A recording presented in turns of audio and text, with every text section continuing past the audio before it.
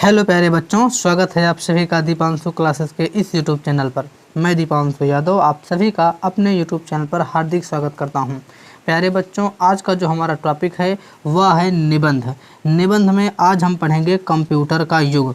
इससे पहले हमने जो निबंध पढ़े थे उसकी प्लेलिस्ट आपको मिल जाएगी। आप जाकर के चैनल में विजिट करके प्लेलिस्ट जाकर चेक कर लीजिए।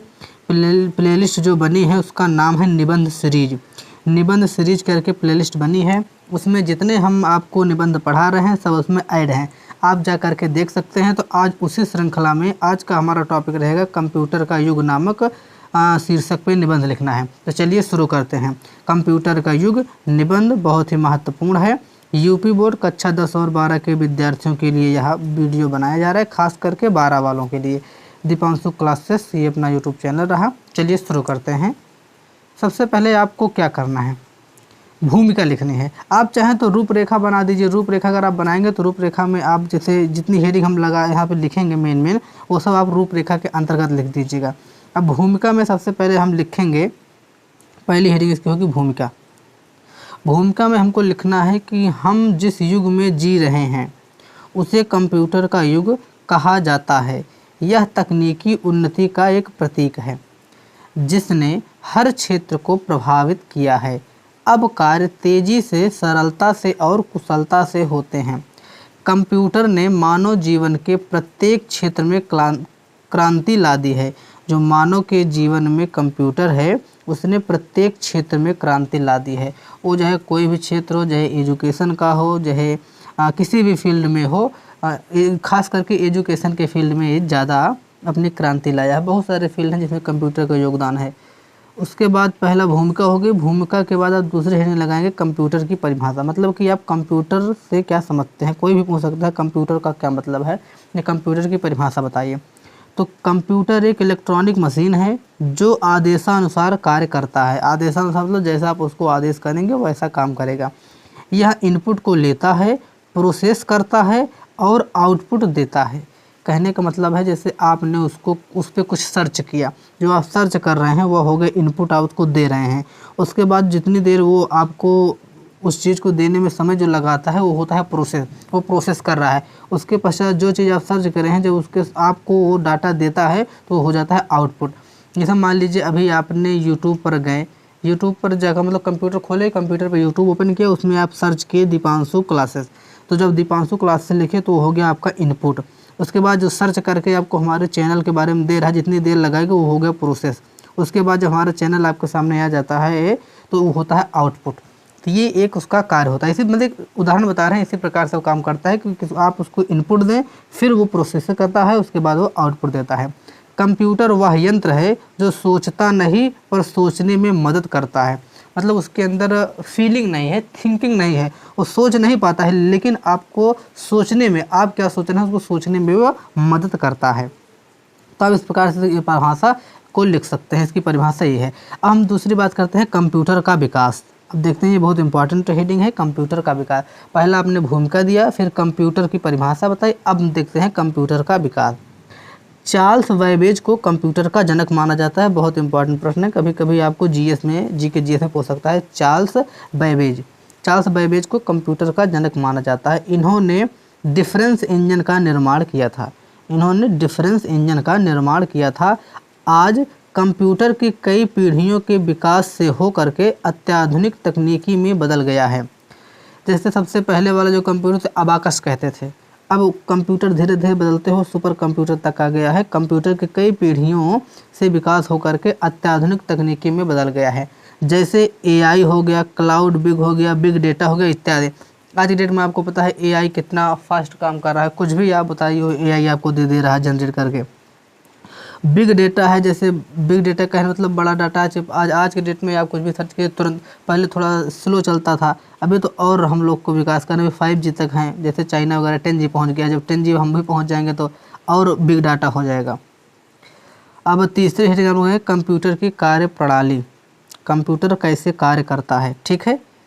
अब देखिए क्या लिखेंगे इसमें कि कंप्यूटर इनपुट, प्रोसेसिंग और आउटपुट के सिद्धांत पर कार्य करता है। जैसे आपको इससे पहले हमने बताया कि जो कंप्यूटर है वह इनपुट को लेता है, प्रोसेसिंग करता है और आउटपुट आपको देता है। इसी सिद्धांत पे वह कार्य करता है। इसके जो मुख्य भाग हैं उसमें है सीपीयू, मॉनिटर, कीबोर्ड, माउस और सॉफ्टवेयर। ये सब इसके क्या हैं, ये सब कंप्यूटर के मुख्य भाग हैं। जैसे सीपीयू हुआ, मॉनिटर हुआ, कीबोर्ड हुआ, माउस हुआ और सॉफ्टवेयर हुआ। तो ये हो गया कंप्यूटर की कार्य प्रणाली। उसके बाद हम अगली हेडिंग लगाते हैं विभिन्न क्षेत्रों में इसका क्या उपयोग है। ये सब आप निबंध में लिखेंगे। अगर इस तरह आप निबंध लिखेंगे, मैं विश्वास के साथ कहता हूँ आपको पूरे के पूरे अंक मिलेंगे। और इस तरह शायद आपको कोई यूट्यूब पे पढ़ाए इतने अच्छे से डीपली करके। मतलब ये नहीं कर रहा हूँ कि मैं ही पढ़ा रहा हूँ, बहुत अच्छे अच्छे टीचर पढ़ाए। मतलब मैं जो अपने तरफ से कंटेंट तैयार कर रहा हूँ, मैं सोचता हूँ थोड़ा सबसे अलग करें और सबसे भिन्न करें, सबसे अच्छा करें। अगली हेडिंग आप लगाएंगे विभिन्न क्षेत्रों में इसका क्या उपयोग है। तो सबसे पहले हम शिक्षा के क्षेत्र में देखते हैं कंप्यूटर का क्या उपयोग है। पहला शिक्षा के क्षेत्र में, शिक्षा के क्षेत्र में इसका उपयोग है जैसे डिजिटल लर्निंग हो गया, ऑनलाइन क्लास हो गया। जैसे आप हमारी जो क्लास को देख रहे हैं, क्या है ये ऑनलाइन क्लास है। अभी आप इसको मोबाइल पे देख रहे हैं, आप चाहे तो इसको लैपटॉप में देख सकते हैं, आप इसको चाहे तो टैबलेट में देख सकते हैं। तो कहने का मतलब है कंप्यूटर का क्या महत्व है शिक्षा के क्षेत्र में। डिजिटल लर्निंग हो गई, जितनी भी प्रक्रिया सीखने की सब डिजिटल हो गई। आप ऑनलाइन क्लास ले रहे हैं। अब स्वास्थ्य के लिए अगर देखा जाए इसकी क्या, स्वास्थ्य में इसका क्या उपयोग है। तो स्वास्थ्य में जैसे आपको कोई भी जांच करनी है तो कंप्यूटर के माध्यम से, जैसे ब्लड को टेस्टिंग करना है तो उसकी रिपोर्ट आपको कंप्यूटर के माध्यम से मिल जाती है। रोबोटिक सर्जरी हो जा रही है, तो ये सब किसकी देन है, कंप्यूटर से। अब बात करते हैं बैंकिंग में। बैंकिंग में जैसे नोट बैंकिंग हो गया, एटीएम हो गया, ये सब कंप्यूटर के थ्रू कार्य करते हैं। आप एटीएम में गए, अपना एटीएम कार्ड लगाया, अपना जो अंक होता है 6 डिजिट का, आप उसको एंटर कीजिए। जितना बैंक बैलेंस आपको चाहिए, 4-6 अंक का जो डिजिट होता है आप उसको डालें। जितना आप टाइप करेंगे उसमें कि 1000 2000 उतना आपको एटीएम निकाल कर दे देता है आपके बैंक से कट करके। तो ये सब कंप्यूटर के थ्रू ही पॉसिबल हो पाया है। अब देखते हैं व्यापार के क्षेत्र में क्या क्या लाभ आपको मिलते हैं।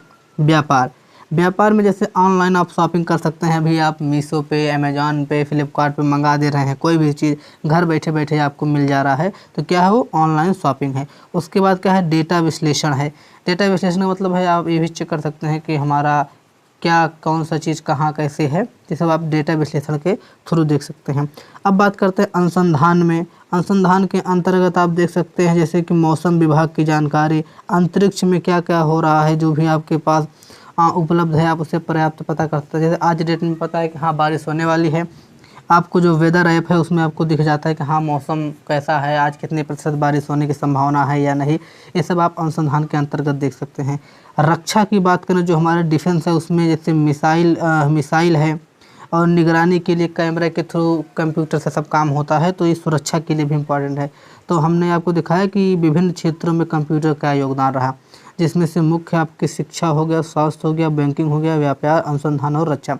इन सब क्षेत्रों में इसका ये उपयोग है। अब चलिए देखते हैं इसके बाद कंप्यूटर के लाभ क्या क्या हैं। कंप्यूटर के क्या क्या लाभ हैं, तो चलिए देखते हैं एक एक करके कंप्यूटर क्या लाभ हैं। कंप्यूटर का जो पहला लाभ है कि तेज़ और सटीक कार्य करता है, इसमें गड़बड़ी होने के चांस कम रहते हैं। डेटा को संग्रहण करके और विश्लेषण करता है। समय और श्रम की बचत करता है, समय की भी बचत करता है और आपके मेहनत की भी बचत करता है।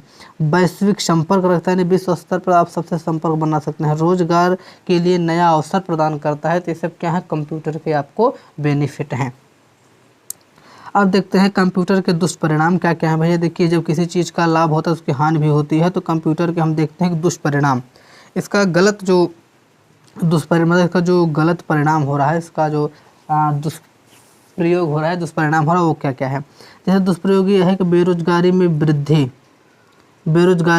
हो रही है। क्या कारण है, जैसे बहुत सारे काम जो है जो कंप्यूटर कर दे रहा है, जैसे वो आदमियों का काम, जैसे एक काम को करने में 100 आदमी लगते थे, कंप्यूटर आ गया तो उसी को करने के लिए केवल एक आदमी पर्याप्त है। तो जो 99 लोग हैं वो क्या हुए, बेरोजगार हो गए। तो बेरोजगार में इसकी वृद्धि, बेरोजगारी को ये बढ़ा रहा है। दूसरा है कि, और रोजगार भीतर के दुष्परिणाम में बेरोजगारी की वृद्धि आपको समझा ही दिया। किसी काम को 100 आदमी कर रहे हैं, कंप्यूटर एक आदमी कर दे रहा है, तो 99 लोग तो गए भैया काम से जाओ। दूसरा है स्वास्थ्य पर असर कर रहा है। स्वास्थ्य पर असर करने का मतलब यह है कि जैसे आप कंप्यूटर सामने बैठे हैं तो आपकी आँखों पे इफ़ेक्ट मारता रहता है। आपके शरीर में जो सी किरणें निकलती हैं वो सब शरीर के अंदर घातक होते हैं, तो इससे इसका दुष्परिणाम है। तीसरा साइबर अपराध है। साइबर अपराध तो जान लीजिए इसका सबसे बड़ा दुष्परिणाम है। आज की डेट में बैठे बैठे कंप्यूटर से आपका बैंक का जो रुपया है भैया वो सब हैक कर दिया जा रहा है, आपका यूट्यूब चैनल हैक हो जा रहा है। मतलब बहुत चीज़ ऐसे हैं जो कंप्यूटर के माध्यम से साइबर अपराध कर रहे हैं। फिर है गोपनीयता का हनन हो रहा है, यानी जो प्राइवेसी आपकी उसको लीक कर दिया जा रहा है। ये सब किसकी देन है? ये सब कंप्यूटर की देन है। आज की डेट में गोपनीयता बची ही नहीं रही है, तो ये सब जान लीजिए किसकी देन है? कंप्यूटर की देन नहीं, कंप्यूटर का दुष्परिणाम है ये, जो उसका गलत उपयोग किया जा रहा है उसी का ही परिणाम है। अब बात करते हैं कि वर्तमान युग में इसकी भूमिका क्या है। जैसे अभी तक तो देखा, अब देखते हैं कि आज के परिप्रेक्ष्य में, आज के युग में हमें कंप्यूटर की क्या क्या भूमिका है। डिजिटल इंडिया, एआई, कोविड के समय शिक्षा व व्यापार का संचालन सब कंप्यूटर आधारित है। यह यंत्र नहीं है बल्कि आज जीवन सहायक बन चुका है। कहने का मतलब यह केवल एक यंत्र नहीं है बल्कि आज का जीवन यह सहायक बन चुका है।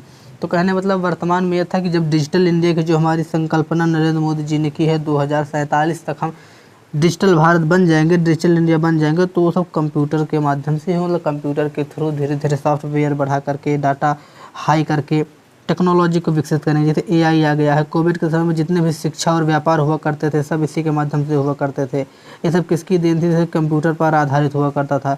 इसीलिए कहा गया है कि यह कोई यंत्र नहीं है बल्कि आज हमारे जीवन का एक सहायक हिस्सा बन चुका है। तो वर्तमान में इसकी भूमिका रही। अब आखिरी में देखते हैं निष्कर्ष देख करके फिर हम इस निबंध को समाप्ति की ओर ले चलेंगे। निष्कर्ष में क्या लिखा? पूरा पढ़े, पूरा लिखे, तो अंत में आपको निष्कर्ष क्या निकला उसको देखते हैं। निष्कर्ष में आप लिखेंगे कि कंप्यूटर आधुनिक जीवन की अनिवार्य आवश्यकता बन गया है। कहने का मतलब है कि जो आज के डेट में जो कंप्यूटर है वह सभी के लिए अनिवार्य आवश्यकता बन गया है। यह आपके ज्ञान, आपकी प्रगति, आपकी सुविधा का स्रोत है। भैया अगर आप कंप्यूटर के बारे में जानकारी रखते हैं तो हर कार्य आज डेट में डिजिटल होता जा रहा है, इसीलिए कंप्यूटर की महत्ता आज के डेट में बढ़ गई है। इसीलिए यहाँ पे कहा गया कि यह ज्ञान को, प्रगति को और सुविधा का स्रोत बन चुका है। हमें इसका उपयोग विवेकपूर्ण ढंग से करना चाहिए। ये आप क्या करेंगे? इसको अपना निष्कर्ष में लिख देंगे। तो इस प्रकार से आपने लगभग इसका लिख दिया था। अब हम बताते हैं कि अब आप जैसे इतना तो हमने हेडिंग लिखवा दिया, अब मैं आपको कुछ महत्वपूर्ण कोटेशन बता दे रहा हूँ जो आप हर हेडिंग को ख़त्म करने के बाद एक एक उसमें से कोटेशन लिख दीजिएगा। जैसे एक कोटेशन है कि आज का युग विज्ञान का है और इस युग का राजा कंप्यूटर है। आप इस कोटेशन को लिख सकते हैं कि आज का युग विज्ञान का है और इसका राजा कौन है इस युग का? तो कंप्यूटर। दूसरा कोटेशन आप लिख सकते हैं कि कंप्यूटर वह यंत्र है जो सोचता नहीं बल्कि सोचने पर मजबूर करता है या मदद करता है। उसके बाद आप तीसरा कोटेशन लिख सकते हैं, जहाँ सोच रुक जाती है वहाँ कंप्यूटर काम शुरू करता है। चौथा आप एक कोटेशन लिख सकते हैं कि कंप्यूटर मानव का एक ऐसा मित्र है जो बिना थके निरंतर कार्य करता रहता है।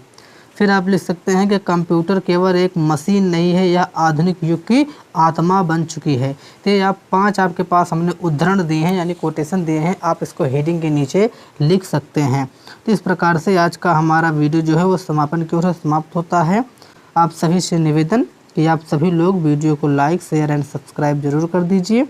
अगर आप सभी को वीडियो पसंद आया हो तो आप लोग वीडियो को लाइक कर दीजिए, चैनल को हमारे सब्सक्राइब कर दीजिए। फिर मिलते हैं किसी और वीडियो में, तब तक के लिए आप सभी का बहुत बहुत धन्यवाद। प्रस्तुति करने वाले मैं यानी दीपांशु यादव आप सभी का बहुत बहुत धन्यवाद करते हैं। चलिए चलते चलते आप सभी के लिए हंसने वाली इमोजी बना दिया जाए जो रेगुलर बनाते हैं। देखिए आज बारिश हो रही है बाहर, इसलिए थोड़ा साउंड में प्रॉब्लम हो सकता है, उसके लिए आप लोग माफ़ कर दीजिएगा। चलिए हंसते हैं बढ़िया से। थोड़ा अच्छा नहीं बना ना, फिर से बनाते हैं।